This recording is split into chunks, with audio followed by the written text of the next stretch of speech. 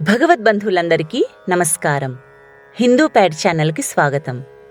శ్రావణమాస మహాత్మ్యము 9వ అధ్యాయము. ఈశ్వరుడు సనత్కుమారునికి ఇలా వివరించుచున్నాడు. ఓ సువ్రత, ఇక నీకు శ్రావణ శుక్రవార వ్రతం గురించి చెబుతాను, విను. ఈ వ్రతం చేయడం వలన సమస్త విపత్తులు దూరమై ప్రాణి సకల సిరి సంపదలతో వెలసిల్లుతాడు. శ్రావణ శుక్రవారం రోజున జీవంతికాదేవి వ్రతం చెయ్యాలి. ఈ వ్రతాన్ని ప్రధానంగా మహిళలు తమ పిల్లల క్షేమం కోసం ఆచరిస్తారు. ఓ సనత్కుమారా, ముందుగా ఈ వ్రత విధానం విను. శ్రావణ మాసంలో శుక్రవారం రోజున ప్రాతకాలానే నిద్రలేచి శిరస్నానం చేసి ఎరుపు రంగు వస్త్రాలను ధరించి వ్రత సంకల్పం చేసుకోవాలి. ఒక వేదికపై జీవంతికాదేవి ప్రతిమను స్థాపించి ఎర్రటి పుష్పాలతో కుంకుమతో అమ్మవారిని పూజించాలి. ధూపదీప నైవేద్యాలు సమర్పించాలి. 5 వత్తులు గల గోఘృత దీపం వెలిగించాలి.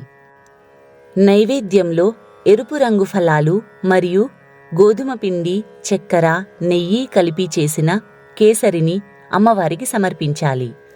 జీవంతికాదేవి వ్రతంలో పసుపు వాడకూడదు. ఈ రోజున ఈ వ్రతం చేసేవారు పసుపు రంగు బట్టలు కానీ ఆభరణాలు కానీ ధరించకూడదు. తరువాత అమ్మవారికి హారతి ఇచ్చి జీవంతికా వ్రతకథను పఠనం లేదా శ్రవణం చేయాలి. ఈ వ్రతం చేసేవారు ఉపవాసముండాలి. అమ్మవారికి సమర్పించిన కేసరి మరియు ఎరుపు రంగు ఫలాలు మాత్రమే భుజించాలి.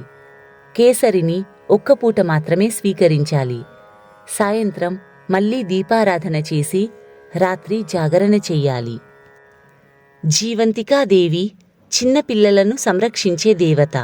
ఈ వ్రతం చేసే స్త్రీల యొక్క సంతానాన్ని ఆ జీవంతికాదేవి రక్షిస్తుంది. కావున స్త్రీలందరూ ఈ వ్రతాన్ని తప్పక ఆచరించాలి. ఓ సనత్కుమారా, ఇక నీకు ఈ జీవంతికా వ్రతకథను చెబుతాను, విను అంటూ ఈశ్వరుడు ఇలా చెప్పసాగాడు. పూర్వము సువిలా అనే రాజ్యాన్ని ధర్మతత్పరుడైన భరతుడు అనే రాజు పరిపాలిస్తుండేవాడు. అతని భార్య కళావతి. వారికి చాలా కాలం వరకు సంతానం కలుగలేదు. ఈ కారణంగా రాణి ఎల్లప్పుడూ చాలా బాధపడుతుండేది. ఒక రోజున రాణి అలా విచారిస్తూ కూర్చున్న సమయంలో రాణి వద్దకు ఒక దాసి వచ్చింది. ఆ దాసి నగరంలో మంత్రసానిగా కూడా పనిచేసేది.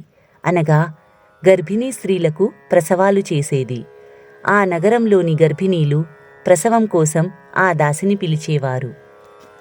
ఆ దాసి సంతానం లేక విచారిస్తున్న రాణిగారిని చూసి, మహారాణి, మీరు ఎందులకు అంతగా విచారిస్తున్నారు? నేనున్నాను కదా, నేను చెప్పినట్లు చెయ్యండి అంటూ మహారాణి చెవిలో ఇలా చెప్పసాగింది.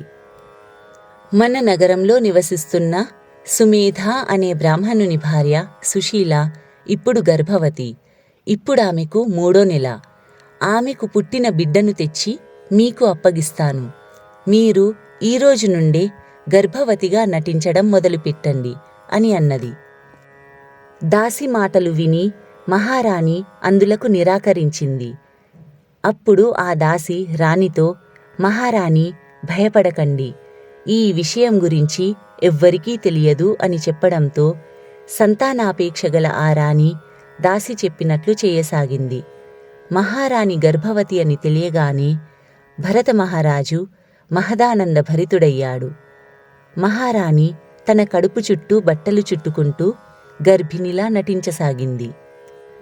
కొంతకాలం తరువాత సుశీలకు పురిటి నొప్పిలు రాగానే ఆమె దాసిని తన ఇంటికి పిలిపించింది. సుశీల పండంటి మగబిడ్డకు జన్మనిచ్చింది. బిడ్డను చూసి సుశీల చాలా సంతోషపడింది. కాని కాసేపటి తరువాత సుశీల నిద్రించగానే ఎవ్వరికీ తెలియకుండా నెమ్మదిగా ఆ దాసి బాబుని తీసుకొని రాజభవనానికి వెళ్ళిపోయింది. రహస్య మార్గం ద్వారా రాజభవనంలోకి ప్రవేశించి మహారాణి గదిలోకి వెళ్ళి ఆ బిడ్డను మహారాణికి అప్పగించింది. బిడ్డను చూసి రాణి ఆనందపరవశురాలయ్యింది.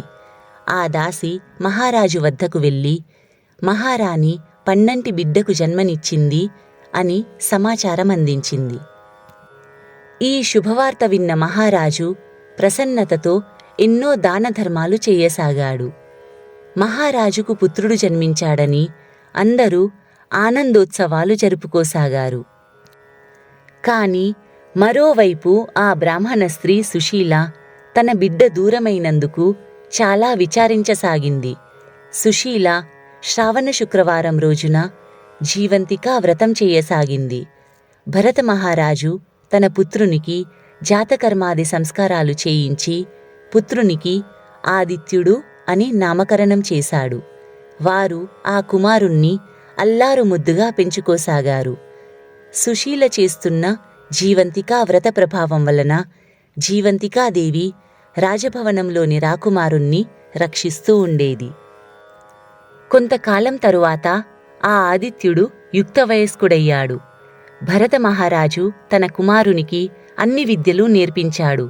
ఆ కుమారుడు చతుషష్ఠి కళలయందు ఆరితేరినవాడయ్యాడు. కొంతకాలం తరువాత మహారాజు మృతి నొందాడు. అతని కుమారుడైన ఆదిత్యుడు మహారాజుగా అభిషిక్తుడయ్యాడు.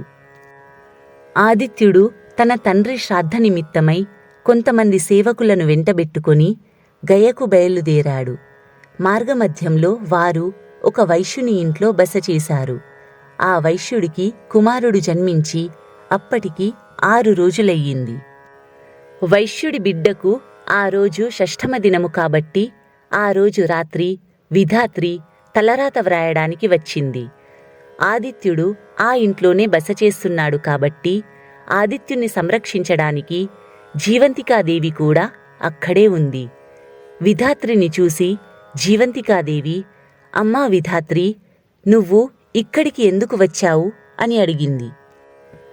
అందులకు విధాత్రీదేవి, ఈ రోజున ఈ వైశ్యుడి కొడుకు షష్ఠమ దినం కాబట్టి అతని తలరాత వ్రాయడానికి వచ్చాను అని అంది. ఏమి వ్రాస్తున్నావు అని జీవంతికాదేవి అడిగింది.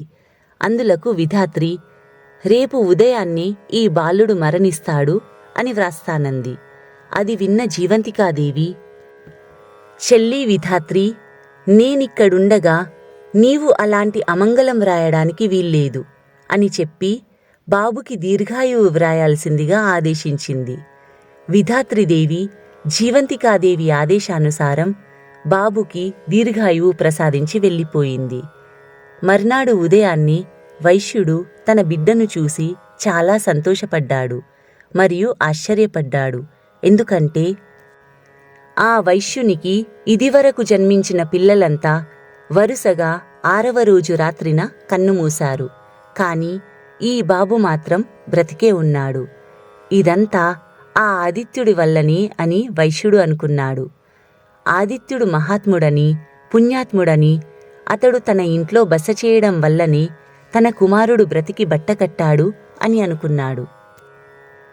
మర్నాడు ఉదయం ఆదిత్యుడు తన ప్రయాణాన్ని కొనసాగించడానికి బయలుదేరగా ఆ వైశ్యుడు ఆదిత్యునితో, మీరు తిరిగి వెళ్ళేటప్పుడు కూడా నా ఇంట్లోనే బస చెయ్యాలి అని పదే పదే ప్రాధేయపడ్డాడు. సరే అని చెప్పి ఆదిత్యుడు గయకు వెళ్ళిపోయాడు. గయలో పిండదానం చేస్తున్న సమయంలో ఆదిత్యునికి 2 చేతులు కనబడ్డాయి. అందులో ఒకరి చెయ్యి దేవత చెయ్యిలా అనిపించింది. ఈ విషయమై ఆదిత్యుడు పండితులను అడిగాడు. కాని వారు సమాధానం చెప్పలేకపోయారు. ఆదిత్యుడు శ్రాద్ధకర్మ కార్యాలన్నీ పూర్తి చేసి గయ నుండి తన ఇంటికి రావడానికి బయలుదేరాడు. మార్గమధ్యంలో మళ్ళీ ఆ వైశ్యుని ఇంట్లో బస చేశారు. ఆ రోజున ఆ వైశ్యుడి 2వ కుమారుని షష్ఠమ దినం, అనగా ఆ వైశ్యుడికి మరో కొడుకు పుట్టి 6 రోజులైన సమయంలో ఆదిత్యుడు వారింట్లో బస చేస్తున్నాడు. కుమారుని షష్ఠమ రోజు కాబట్టి ఆ రోజు రాత్రి మళ్ళీ విధాత్రీదేవి తలరాత వ్రాయడానికి వచ్చింది. ఆదిత్యుణ్ణి సంరక్షిస్తూ అక్కడే ఉన్న జీవంతికాదేవి మళ్ళీ విధాత్రీదేవిని, నీవు ఈరోజు ఈ బాలుడి జాతకంలో ఏమి రాస్తావు అని అడిగింది. అందులకు విధాత్రీదేవి, రేపు ఉదయాన్నే ఈ బాబు మరణిస్తాడు అని వ్రాస్తానంది. జీవంతికాదేవి మరలా ఈ బాబుకి కూడా దీర్ఘాయువును వ్రాయమని ఆదేశించింది. విధాత్రీదేవి ఈ బాబుకి కూడా జీవంతికాదేవి ఆదేశానుసారం దీర్ఘాయువును ప్రసాదించింది. జీవంతికాదేవి మరియు విధాత్రీదేవి మాట్లాడుకుంటున్న సమయంలో ఆదిత్యునికి మెలకువ వచ్చింది. అతడు అలా పడుకొని వారిద్దరి మాటలను వింటున్నాడు. విధాత్రీదేవి జీవంతికాదేవిని, అమ్మా, మీరు ఈ వైశ్యుని ఇంటికి ఎందుకు వచ్చారు అని అడిగింది. అందులకు జీవంతికాదేవి, చెల్లి, ఈ ఆదిత్యుని తల్లి శ్రావణ శుక్రవారం రోజున నా వ్రతం చేస్తున్నది. కావున ఈ బాలుణ్ణి నేను సంరక్షిస్తున్నాను. అతని సంరక్షణార్థం అతనితో పాటు నేను కూడా ఇక్కడికి రావలసి వచ్చింది అని చెప్పింది. విధాత్రీదేవి సరే అని చెప్పి అక్కడి నుండి వెళ్ళిపోయింది. మర్నాడు ఉదయం వైశ్యుడు తన రెండవ కుమారుడు కూడా బ్రతికి ఉండడం చూసి మహదానంద భరితుడయ్యాడు. ఆదిత్యుని పుణ్యప్రభావం వల్లనే తన ఇద్దరు కుమారులు బ్రతికారని ఆ వైశ్యుడు గ్రహించి ఆదిత్యునికి కృతజ్ఞతలు తెలుపుకున్నాడు. తరువాత మహారాజు తన నగరానికి బయలుదేరాడు.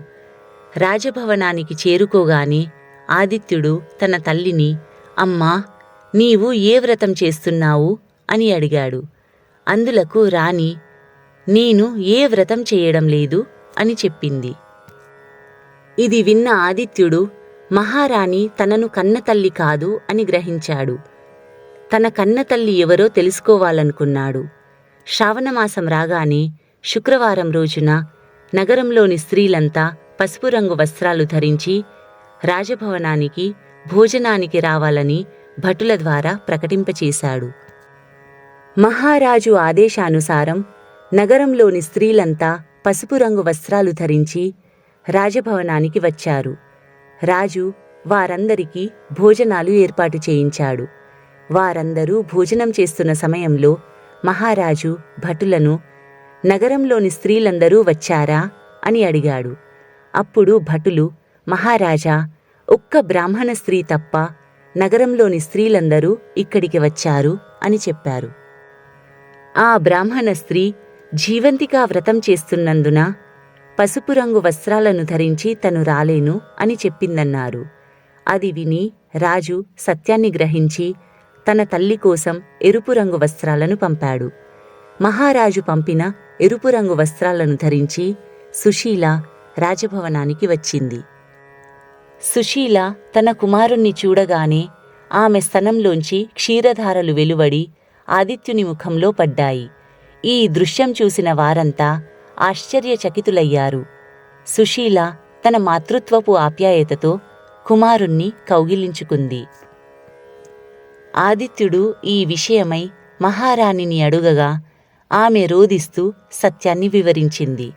ఆదిత్యుడు తన తల్లిదండ్రులు సుశీల, సుమేధాలతో రాజభవనంలో నివసిస్తూ ధర్మపాలన సాగిస్తూ సుఖంగా జీవించాడు.